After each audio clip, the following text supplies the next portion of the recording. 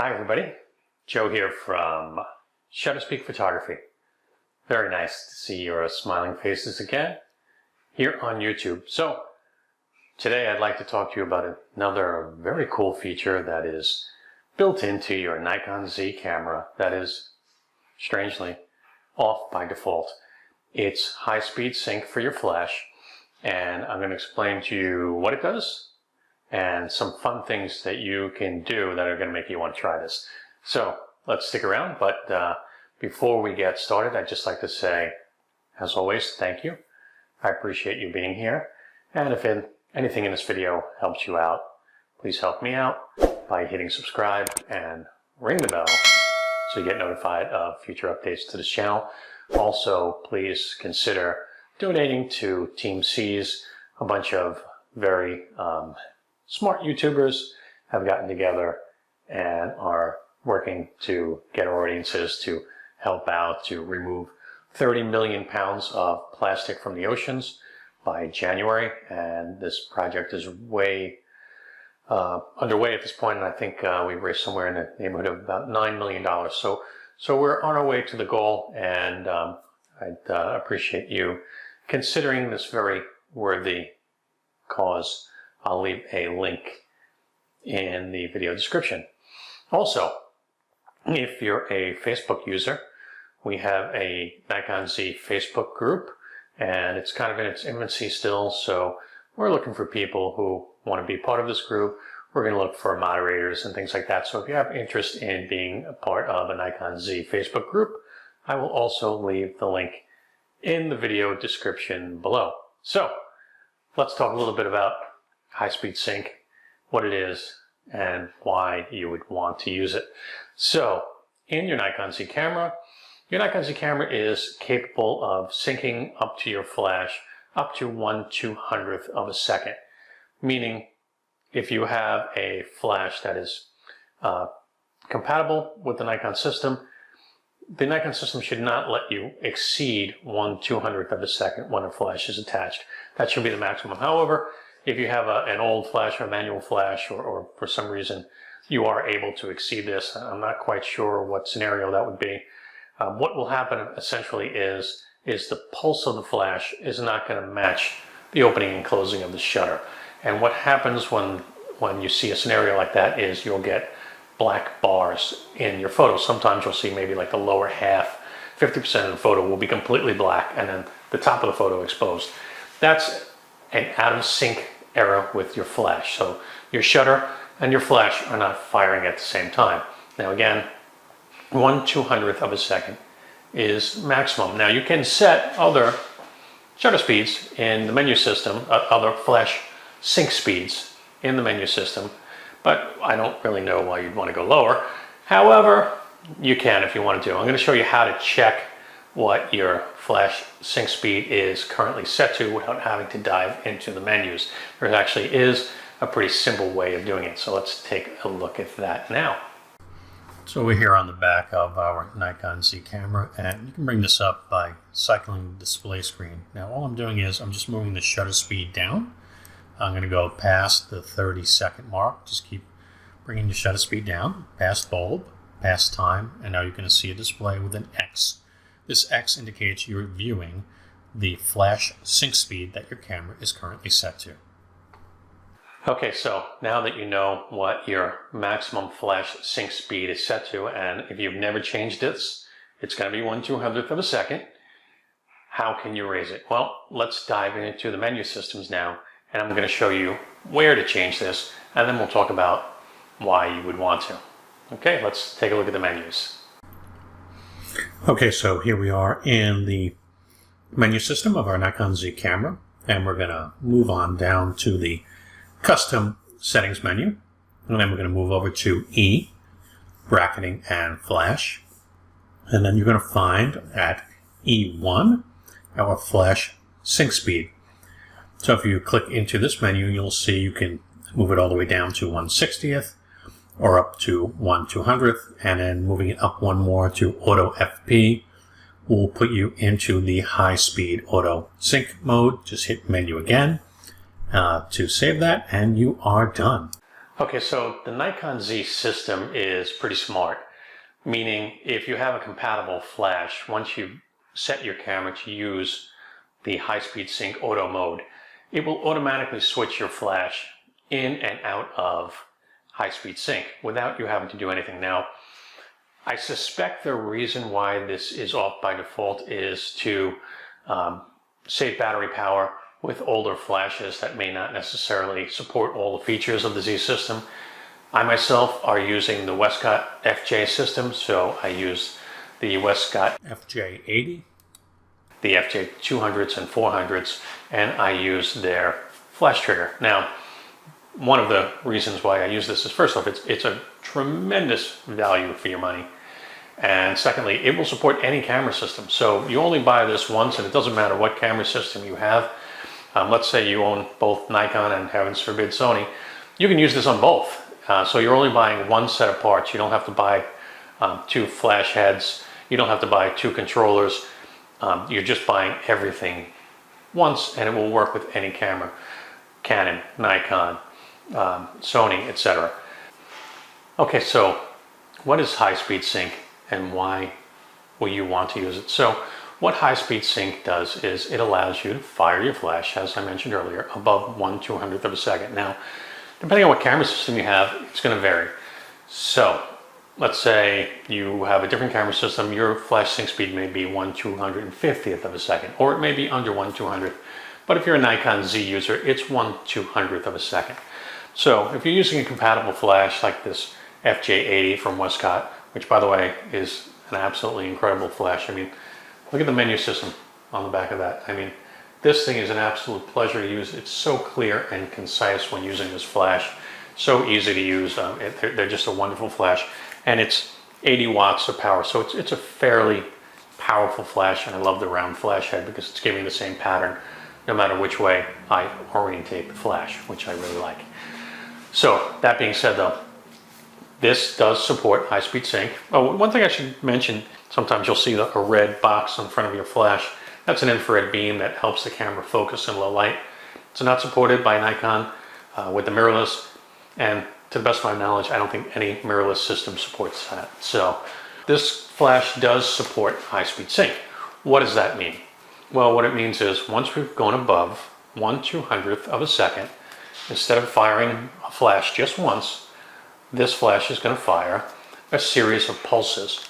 Okay, it's going to fire them so rapidly that it's going to sync in with the shutter of your camera. So when your shutter goes off, this will be firing a series of rapid pulses that will illuminate your entire subject all the way up to 1/8000th of a second, which is pretty fantastic. And that's also the maximum that your Nikon camera will support with high-speed sync.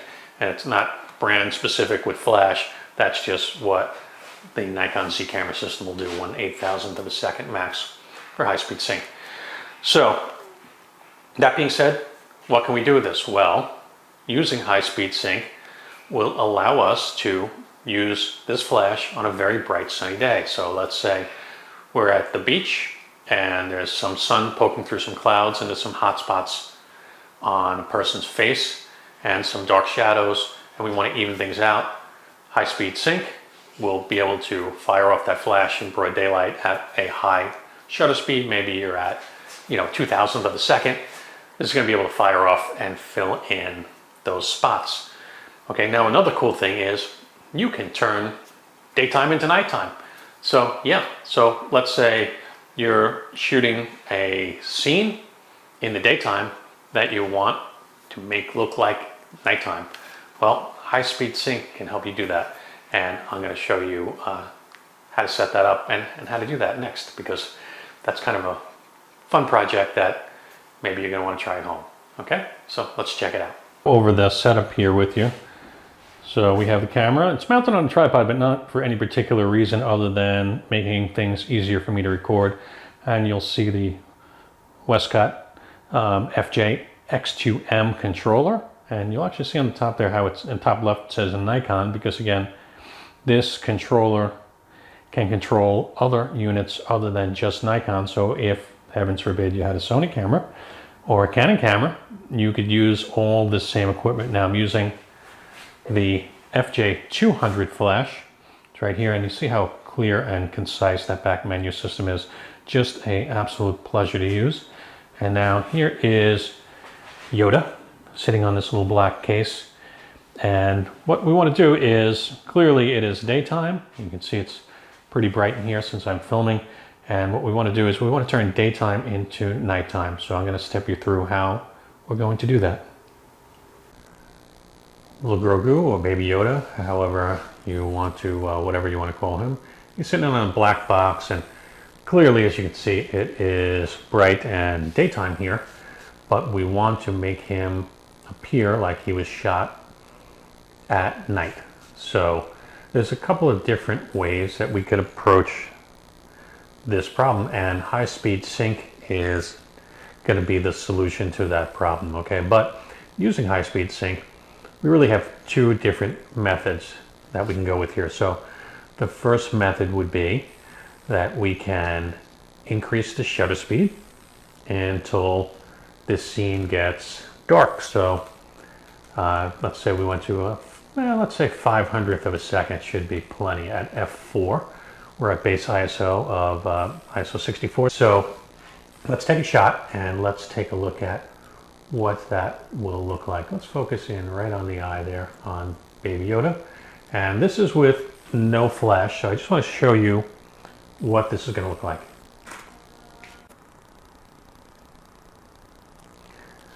Okay, so what you saw there is we have a completely black image.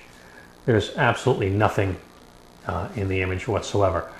So now we're going to add our Westcott FJ200 into the mix, and we're going to go ahead and power that on, and then we're going to take a shot with that flash in the high-speed sync mode. So we're in high-speed sync right now because we're above 1/200th of a second. So we're already in high-speed sync because we're at 1/500th of a second. Again, we're at f4, and we're going to lower this flash power down to, I want to say, maybe let's give it a power of 4. So the way power works on these Westcott flashes is they go from 1 to 10, and they have 10 stops. Well, they're not necessarily stops. They have 10 points in between, so I can go to 4.1, 4.2, all the way up to 4.9, and then I'll go to 5.0. Okay, so I'm at 4.0, so flash power of 4. And let's take a shot and see how that looks and see if we can nail this on the very first try. There's a little spill behind our character there, so what I'm going to do is I'm going to move the flash back a little bit further away, and see if we can't eliminate some of that spill. Flash is now set at 2.9. That's really good. So you may want him a little bit brighter, but if you're looking to make it appear like he was shot in the middle of the night, let's take a look at that again. That's pretty good. I mean, personally, I probably want him a little bit brighter. Let's see if we can do a little bit better. I reposition the flash a little bit. Okay, so I've moved the flash a little bit and aimed it a little bit better. Let's see what we get. Not bad, not bad. I mentioned there is a different way you can do this, and I'm going to show you that way now. So I'm going to deactivate the flash so you can see what happens. So let's bring the shutter speed down to 1/125th. It doesn't matter. I mean, let's bring it down to a 60th. Okay, so now we're not using high-speed sync, right? Okay, so now we're going to use just regular flash. But what we can do is we can just bring our f-stop all the way up. Okay, and when we do that, I'm going to take a picture now and show you what this looks like without the flash going off. Let's take a look. So completely black screen. Now we're going to need a lot of flash power to pump through this F22 setup here now. So I think high-speed sync is a better way of doing it using the faster shutter speed. But now let's bring this flash power up. I'm going to bring it all the way up to like 7. So we were at 2.9 using the 1/500th of a second. Now at 1/60th using f/22. I'm going to bring the flash all the way up to 7.0 and let's give it a shot.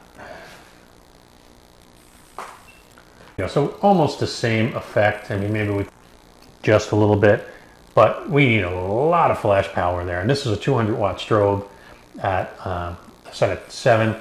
So again, a lot more power to do it this way as opposed to doing it with high-speed sync at a much lower f-stop.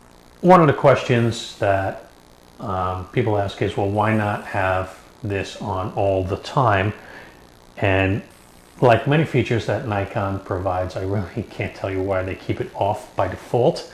So this is a setting that's off by default. I suspect it's because maybe not all flash brands will work with high-speed sync.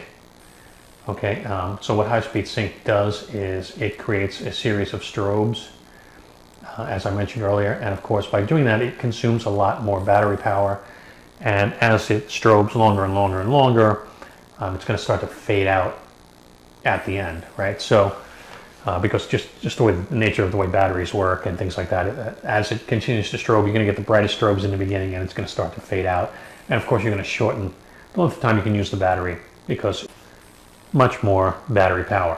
So maybe for systems that do not support the auto switching, maybe that's a reason why Nikon has decided to keep it off. But using the Westcott system, again, if I go down to 1/200th, I don't know if you heard it beep, but it beeped to indicate that high-speed sync was off. As soon as I go over 1/200, now let's listen, see if you can hear this.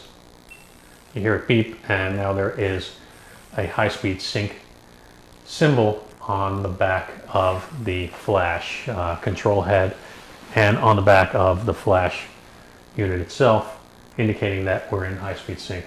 So you can see here, high-speed sync is off, and then when we go up from 1/200 to 1/250th of a second, you can see the high-speed sync indicator in the top right of the Westcott FJ-X2m flash control unit. All right, well, I hope you found that helpful and interesting, and I hope it inspired you to try something at home, something new, something different. Hey, this is what photography is all about, is having fun, right? So, and this is fun. Hey, turn nighttime shots. Take nighttime shots in the middle of the day. This is fun stuff, right? So I hope you found this interesting. I hope it helps you. And if anything in this video helped you out, please help me out by hitting that subscribe button and hit like on this video and leave me a comment. Let me know how you liked high-speed sync, if you did a daytime into nighttime shoot, or if you have any questions, let me know. I do try and answer almost everything, every comment, every question on this channel. And again, I appreciate you being here, and until next time, bye-bye YouTube.